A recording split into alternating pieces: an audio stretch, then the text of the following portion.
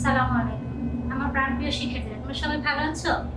আজকে আমরা শুরু করব গজনী রাজবংশ এবং সুলতান মাহমুদের। তো আসো দেখি আমরা গজনী রাজবংশ সম্পর্কে। এই গজনী রাজবংশের প্রতিষ্ঠাতা হচ্ছে শোভক্তবী। প্রথমে আমাদের জানতে হবে গজনী বংশ সম্পর্কে। গজনী বংশটা অবস্থিত আফগানিস্তানে। আফগানিস্তানের একটি মুসলিম অধ্যুষিত এলাকা হচ্ছে এই গজনী বংশ। এই গজনী বংশের প্রতিষ্ঠাতা শোভক্তগিন তার শ্বশুর আলক্তগিনের মৃত্যুর পরে গজনীর সিংহাসনে আরোহণ করেন। আর শোভক্তগিন যখন মৃত্যুবরণ করেন তখন সিংহাসনে আরোহণ করেন তার পুত্র সুলতান মাহমুদ। সুলতান মাহমুদের শাসনকাল হচ্ছে 997 থেকে 1035 খ্রিস্টাব্দ। আমরা আজকে মূলত আলোচনা করব সুলতান মাহমুদ সম্পর্কে। সুলতান মাহমুদের ভারত অভিযান। সুলতান মাহমুদ শুধুমাত্র একজন শাসনকর্তাই ছিলেন না, উনি একজন দক্ষ বিজেতাও ছিলেন। ওনার 33 বছর রাজত্বকালে উনি ভারতবর্ষ 17 বার অভিযান পরিচালনা করেন। 1000 থেকে শুরু করে 1027 খ্রিস্টাব্দ পর্যন্ত সুলতান মাহমুদ ভারতবর্ষে 17 বার অভিযান পরিচালনা করেন এবং প্রত্যেকবারই উনি জয়ী হন এবং স্বদেশে ফিরে যান বিজয়ী বেশে। আজকে আসলে দেখি আমরা সুলতান মাহমুদের ভারত অভিযানের উদ্দেশ্য। সুলতান মাহমুদের ভারত অভিযান সম্পর্কে অনেক ঐতিহাসিকই বলেন সুলতান মাহমুদ আসেন, পড়েন, লুট করেন, নিয়ে যান। আবার অনেক ঐতিহাসিক সুলতান মাহমুদকে লুণ্ঠনকারী দস্যু সর্দার হিসেবে আখ্যায়িত করেন। তো সুলতান মাহমুদের ভারত অভিযানের ধর্মীয় যে উদ্দেশ্য, সেই উদ্দেশ্যটাকে আমরা যদি দেখি, অনেক ঐতিহাসিক মনে করেন সুলতান মাহমুদ ভারত অভিযান পরিচালনা করেন ধর্মীয় বিদ্বেষের কারণে। অ্যাকচুয়ালি তো সুলতান মাহমুদের ভারত অভিযানের ধর্মীয় কোনো বিদ্বেষ ছিল? দেখি আমরা আজকে সুলতান মাহমুদের ভারত অভিযানের ধর্মীয় উদ্দেশ্য। 1 নাম্বার, ধর্মীয় যুগের অবসান। ইসলাম ধর্ম প্রচার করা খলিফাদের দায়িত্ব, রাজনগরের দায়িত্ব, সেই যুগের অবসানটা অনেক আগেই হয়ে গেছিল। অর্থাৎ খলিফা আল ওয়ালিদের শাসন আমলে ইসলাম ধর্ম প্রচার যে রাজনগরের জন্য দায়িত্ব, সেটা শেষ হয়ে গিয়েছিল। সুতরাং সুলতান মাহমুদের ভারত অভিযানের ধর্মীয় উদ্দেশ্য ছিল না। 2 নম্বর আমরা যদি দেখি, ধর্ম নিরপেক্ষ সাম্রাজ্য। সুলতান মাহমুদ উনি চেয়েছিলেন ইসলামী সাম্রাজ্য শান্তিপূর্ণভাবে শাসন কার্য পরিচালনা করার ক্ষেত্রে সকল সম্প্রদায়ের লোকদেরকে শান্তিপূর্ণভাবে শাসন কার্য পরিচালনা করার জন্য, এবং উনি চেয়েছেন সহমর্মিতার মাধ্যমে শাসন কার্য পরিচালনা করতে। সেই জন্য সুলতান মাহমুদের ভারত অভিযানের ধর্মীয় কোনো উদ্দেশ্য ছিল না। 3 নম্বর আমরা যদি দেখি, ধর্ম প্রচার। সুলতান মাহমুদের ভারত অভিযানের উদ্দেশ্যে যে ধর্ম প্রচারের অভিযোগটা আনা হয়েছে, উনি ধর্ম প্রচারের উদ্দেশ্যে ভারতবর্ষে আক্রমণ করেননি। 4 নম্বর, ধর্মীয় স্বাধীনতা। সুলতান মাহমুদ উনি শাসন কার্য পরিচালনা করার ক্ষেত্রে সকল সম্প্রদায়ের লোকদেরকে ধর্মীয় স্বাধীনতা প্রদান করেছিলেন। তিলক রায়, হাজারি রায়ের মতো অনেক হিন্দু সেনাপতিও তার রাজদরবারে ছিলেন। সুতরাং সুলতান মাহমুদের ভারত অভিযানের ধর্মীয় উদ্দেশ্য ছিল না। সামরিক কারণে মন্দির ধ্বংস। সুলতান মাহমুদের ভারত অভিযানের ক্ষেত্রে উনি অনেক মন্দির ধ্বংস করেছেন, সোমনাথ মন্দির সহ আরো অনেক মন্দির।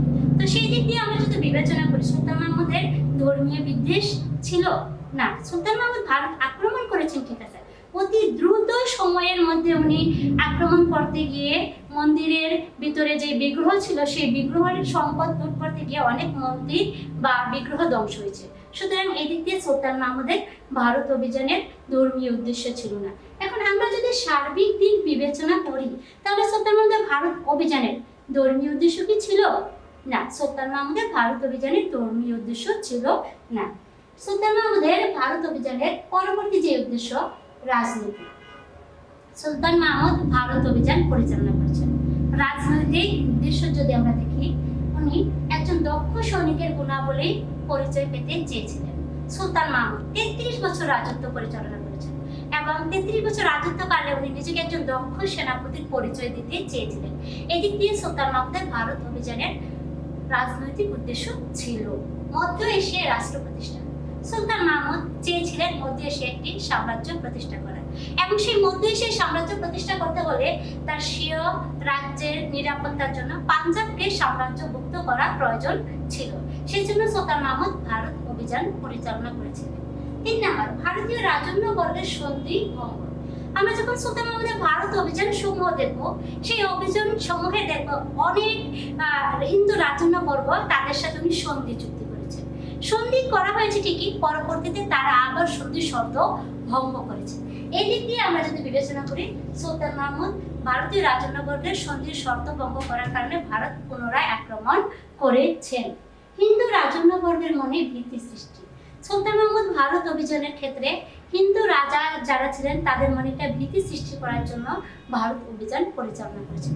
তো এদিক দিয়ে যদি আমরা বিবেচনা করি, সুলতান মাহমুদের ভারত অভিযানের রাজনৈতিক উদ্দেশ্য ছিল, আংশিক ছিল।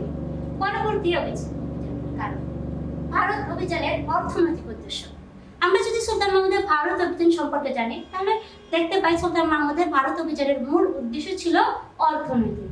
অর্থাৎ সুলতান মাহমুদ উনি স্বীয় রাজ্য গজনিকে একটি সমৃদ্ধশালী নগরীতে পরিণত করতে চেয়েছিলেন, এবং সেই রাজ্যকে সমৃদ্ধশালী নগরীতে পরিণত করার জন্য ওনার প্রচুর পরিমাণে অর্থের প্রয়োজন ছিল। এবং সেই অর্থটা ভারতবর্ষে, যেহেতু আমরা জানি ভারতবর্ষ ধন সম্পদে ভরপুর ঐশ্বর্যশালী একটি এলাকা, এবং সেই জন্য উনি ভারতবর্ষকে বেছে নিয়েছিলেন। তো এই দিক দিয়ে যদি আমরা বিবেচনা করি, সুলতান মাহমুদের ভারত অভিযানের মূল যে উদ্দেশ্য ছিল অর্থনৈতিক উদ্দেশ্য ছিল। শিক্ষার্থীরা, এই কারণটা থেকে আমাদের উদ্দীপক আসতে পারে। উদ্দীপকটা কেমন আসতে পারে? ধরো কোনো একজন বিজেতা বা কোনো একজন ব্যক্তি, কোনো একজন শাসনকর্তা, উনি ওনার নিজের এলাকাটাকে সমৃদ্ধশালী নগরীতে পরিণত করতে চেয়েছেন, এবং সেই সমৃদ্ধশালী নগরীতে যদি পরিণত করতে হয় তাহলে তার প্রচুর পরিমাণে অর্থের প্রয়োজন। সেই অর্থটাকে যোগান দেওয়ার জন্য উনি পার্শ্ববর্তী কোনো একটি এলাকা আক্রমণ করেছেন। তো এদিক দিয়ে এই ব্যক্তিটার সাথে আমরা কোন ব্যক্তির সাদৃশ্য করতে পারি? সুলতান মাহমুদ। কোন চরিত্রটা? সুলতান মাহমুদ। এরপরে আবার ধরো করোনাকালীন কোন একটি সংকটের কারণে কোন একজন শিক্ষার্থী সে নিজের এলাকায় চলে গেছেন, এবং নিজের এলাকায় গিয়ে সে তার এলাকাটাকে সমৃদ্ধশালী করতে চেয়েছেন, এবং সমৃদ্ধশালী করার জন্য সে তার এলাকার কিছু শিক্ষিত যুবককে কাজে লাগিয়েছেন। আত্মকর্মসংস্থানের মাধ্যমে সে তার এলাকাটাকে সমৃদ্ধশালী নগরীতে পরিণত করতে চেয়েছেন, এবং সে সফল হয়েছেন। উদ্দীপকের সেই যুবকের সাথে আমরা কাকে তুলনা করতে পারি? সুলতান মাহমুদকে। আর যদি বলি সুলতান মাহমুদের কোন উদ্দেশ্যের সাথে তুলনা করতে পারি?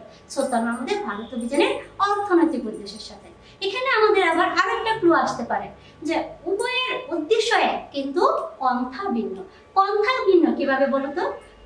এক, সুলতান মাহমুদ উনি নিজের রাজ্যকে সমৃদ্ধশালী নগরীতে পরিণত করার জন্য পার্শ্ববর্তী একটা দেশে আক্রমণ করেছেন, আর সেই যুবক তার এলাকার যুবকদেরকে আত্মকর্মসংস্থানের মাধ্যমে এলাকাকে সমৃদ্ধশালী নগরীতে পরিণত করেছেন।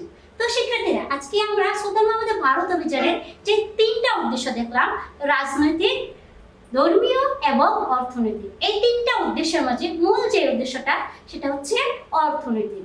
সুলতান মাহমুদের ভারত অভিযানের মূল উদ্দেশ্য কি ছিল? অর্থনৈতিক। আর রাজনৈতিক উদ্দেশ্য আংশিক ছিল। ধর্মীয় উদ্দেশ্য কি আদৌ ছিল? না, সুলতান মাহমুদের ভারত অভিযানের ধর্মীয় উদ্দেশ্য ছিল না।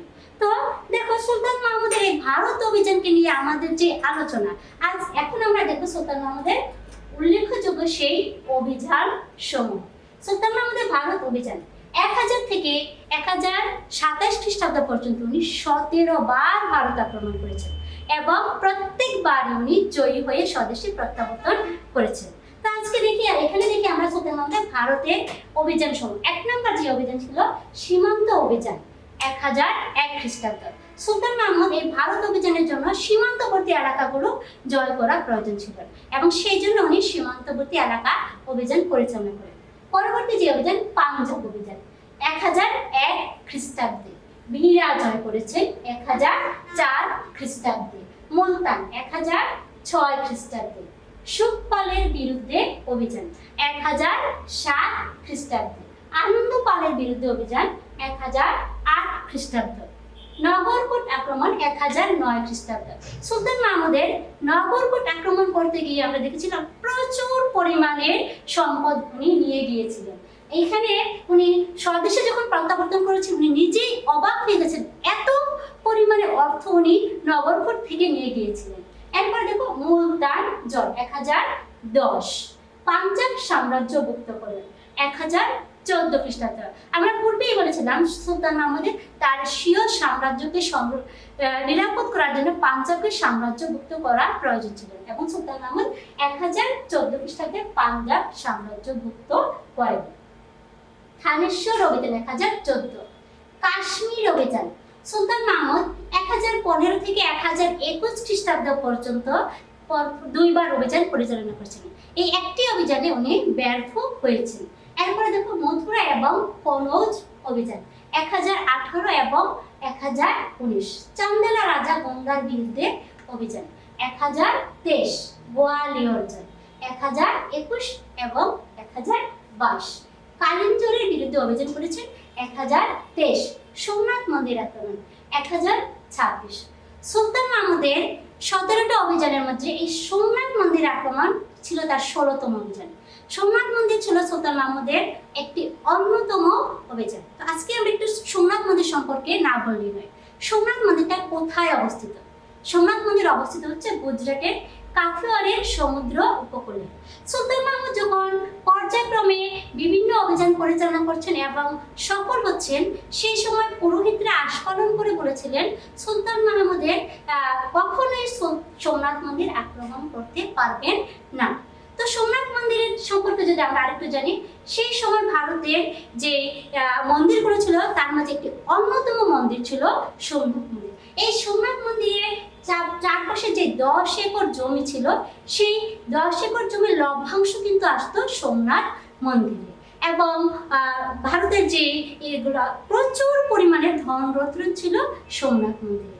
তো পুরোহিতদের এই ধারণাকে ভুল করে দিয়ে সুলতান মাহমুদ 1026 খ্রিস্টাব্দে সোমনাথ মন্দির আক্রমণ করেন এবং উনি জয়ী হন।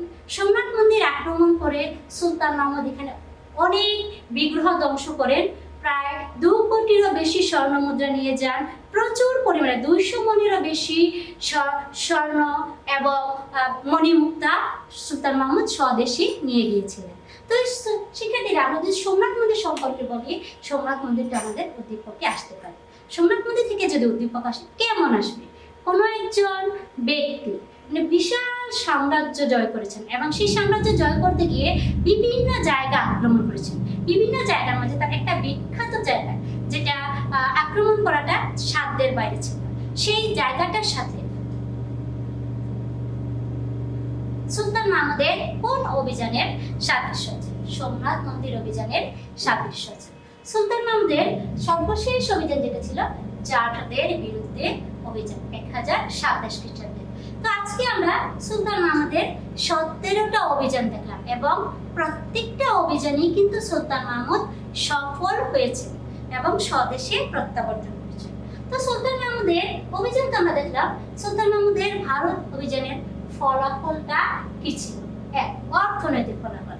সুলতান মাহমুদ ভারত অভিযান করেছেন এবং অর্থনৈতিক দিক দিয়ে আমরা যদি ফলাফল বলি, 2টা ভাগে ভাগ করা যায়। এক, ভারতের অবস্থা, আর একটা গজনির অবস্থা। ভারতের অবস্থা কেমন ছিল? ধন সম্পদে ভরপুর এই ভারতের যে যুগ যুগ ধরে ঐশ্বর্য ছিল, সুলতান মাহমুদ অভিযান পরিচালনা করেন এবং সেগুলো নিয়ে যান। সুতরাং আমরা চিন্তা করতে পারি ভারতটা অর্থনৈতিক দিক দিয়ে পঙ্গু হয়ে গেছে। আর যদি আমরা গজনির অবস্থা বলি, গজনির অবস্থাটা কেমন ছিল? গজনিটা একটি ঐশ্বর্যশালী নগরীতে পরিণত হয়েছে। তাহলে সুলতান মাহমুদের ভারত অভিযানের অর্থনৈতিক উদ্দেশ্যে আমরা কি জানলাম? ভারত অর্থনৈতিক দিক দিয়ে ক্ষতিগ্রস্ত হয়েছে আর গজনি অর্থনৈতিক দিক দিয়ে সমৃদ্ধশালী নগরীতে পরিণত হয়েছে। সুলতান মাহমুদের রাজনৈতিক ফলাফল, রাজনৈতিক দিক দিয়েও ভারত অভিযানের ফলাফল ছিল সুদূর প্রসারী। উনি একজন দক্ষ সেনাপতির পরিচয় লাভ করেছেন, হিন্দু রাজন্যবর্গের সাথে রাজন্যবর্গের মনে একটা ভীতি দিয়েছেন। 3 নম্বর যদি বলি ধর্মীয় ফলাফল, সুলতান মাহমুদের ভারত অভিযানের ফলে ধর্মীয় দিক থেকে লাভবান হয়েছিল। বিভিন্ন পীর, আউলিয়া, দরবেশ, পণ্ডিত, মনীষীগণ এই উপমহাদেশে আগমন করেন এবং তারা ইসলামের দাওয়াত দিয়েছে। সাংস্কৃতিক ফলাফল, সুলতান মাহমুদ ভারত অভিযানের ফলে সাংস্কৃতিক দিক দিয়ে সুদূর প্রসারী ফলাফল বয়ে এনেছিল। অর্থাৎ সুলতান মাহমুদের ভারত অভিযানের ফলে হিন্দু এবং মুসলমান একে অপরের মধ্যে একটা ভ্রাতৃত্বপূর্ণ বন্ধনে আবদ্ধ হয়েছে এবং সেই ভ্রাতৃত্বপূর্ণ বন্ধনের মাধ্যমে সাংস্কৃতিক সম্ভাবনার দ্বার উন্মুক্ত হয়েছিল। তো শিক্ষার্থীরা, আজকে আমরা সুলতান মাহমুদ সম্পর্কে জানলাম। সুলতান মাহমুদের ভারত অভিযান জানলাম, ভারত অভিযানের উদ্দেশ্য, অভিযান সমূহ এবং ভারত অভিযানের ফলাফল। এই সুলতান মাহমুদ উনি যখন ভারত অভিযান পরিচালনা করেছেন, সেদিক দিয়ে আমরা সুলতান মাহমুদকে কি জানলাম? উনি একজন দক্ষ সেনাপতি ছিলেন। সুলতান মাহমুদ কি শুধু একজন দক্ষ সেনাপতি ছিলেন? না, উনি একজন দক্ষ সেনাপতি ছিলেন না, উনি একটি সাম্রাজ্যের শাসনকর্তাও ছিলেন না। সুলতান মাহমুদের সাম্রাজ্যের শাসনকর্তা সম্পর্কে আমরা যদি বলি, উনি শিয়া রাজ্য গজনিকে একটি সমৃদ্ধশালী নগরীতে পরিণত করেছিলেন। সুলতান মাহমুদ শিল্প সাহিত্যের ক্ষেত্রে ব্যাপক অবদান রেখেছিলেন। শিল্প এবং সাহিত্যের ক্ষেত্রেও সুলতান মাহমুদ ব্যাপক অবদান রেখেছিলেন। সুলতান মাহমুদের স্থাপত্য শিল্পের ক্ষেত্রে আমরা যদি দেখি, স্বর্গীয় বধূ নামক মসজিদটি ছিল তার স্থাপত্যের ক্ষেত্রে অনন্য নিদর্শন। এই স্বর্গীয় বধূ মসজিদটি কোথায় অবস্থিত? গজনিতে অবস্থিত। স্বর্গীয় বধূ মসজিদের জন্য মসজিদটি ছিল প্রাচ্যের একটি বিস্ময়। সুলতান মাহমুদের স্থাপত্য শিল্পের ক্ষেত্রে অনেক ব্যাপক অবদান রেখেছেন। তারপরে আমরা দেখি সাহিত্যের ক্ষেত্রে বিভিন্ন কবি সাহিত্যিকগণ তার রাজদরবারকে অলঙ্কৃত করেছিলেন। বিখ্যাত কবি ফেরদৌসি সম্পর্কে আজ না বললেই নয়। শাহনামা গ্রন্থ, এই শাহনামা গ্রন্থের রচয়িতা মহাকবি ফেরদৌসি সুলতান মাহমুদের রাজদরবারকে অলঙ্কৃত করেছিলেন। শাহনামা সম্পর্কে আমরা যদি বলি, সুলতান মাহমুদ তার রাজ্যের বীরত্ব গৌরব নিয়ে একটি গ্রন্থ রচনা করতে বলেছিলেন ফেরদৌসিকে, এবং বলা হয়েছিল প্রতিটা শ্লোকের জন্য ওনাকে স্বর্ণমুদ্রা দেওয়া হবে। এবং সুলতান মাহমুদের সেই অনুপ্রেরণায় ফেরদৌসি শাহনামা গ্রন্থটা রচনা করেন। শাহনামা গ্রন্থে বলা হয়েছিল 60,000 শ্লোক ছিল, 60,000, এবং বলা হয়েছিল সুলতান মাহমুদ প্রত্যেকটা শ্লোকের জন্য তাকে একটি স্বর্ণমুদ্রা দেবেন। কিন্তু পরবর্তীতে সুলতান মাহমুদ তার প্রতিশ্রুতি ভঙ্গ করে ফেরদৌসিকে 60,000 রৌপ্য মুদ্রা দিতে চেয়েছিলেন, কিন্তু ফেরদৌসি অপমানিত বোধ করে স্বদেশে চলে গিয়েছিলেন। পরবর্তীতে সুলতান মাহমুদ যখন শাহনামা গ্রন্থটি পড়েন, তখন নিজেই অভিভূত হয়ে গিয়েছিলেন যে আমি যদি ফেরদৌসিকে 60,000 স্বর্ণ মুদ্রাও দিই, তবুও তার সম্মানের চেয়ে কম দেয়া হবে। এবং সুলতান মাহমুদ তার ভুল বুঝে ফেরদৌসিকে 60,000 স্বর্ণ মুদ্রা দিয়ে পাঠিয়েছিলেন। কিন্তু ভাগ্যের নির্মম পরিহাস, যে সময় সুলতান মাহমুদ 60,000 স্বর্ণ মুদ্রা নিয়ে ফেরদৌসির গৃহে প্রবেশ করলেন, সেই সময় ফেরদৌসি পরপারের জন্য রওনা হচ্ছিলেন। তো আমরা আজকে সুলতান মাহমুদ সম্পর্কে জানলাম। সুলতান মাহমুদ উনি গজনির শাসনকর্তা ছিলেন। গজনি থেকে উনি এই ভারতবর্ষে আগমন করেছেন এবং 17 বার জয় করেছেন। শুধুমাত্র পাঞ্জাবকে উনি স্বীয় সাম্রাজ্যভুক্ত করেছেন, আর বাকি এলাকাগুলো উনি সাম্রাজ্যভুক্ত করেননি। সুতরাং সুলতান মাহমুদকে একজন শাসনকর্তা, দক্ষ সেনাপতি, বিজেতা হিসেবে আমরা আখ্যায়িত করতে পারি। তো শিক্ষার্থীরা, আজ সুলতান মাহমুদ সম্পর্কে আমরা জানলাম। তোমরা সবাই ভালো থাকবে, বাসায় থাকবে, সুস্থ থাকার চেষ্টা করবে। বিনা প্রয়োজনে আমরা কেউ বাইরে বের হবো না। যদি বের হই, অবশ্যই মাস্ক ইউজ করবো। ওকে, সবাই ভালো থাকবে। আল্লাহ হাফিজ।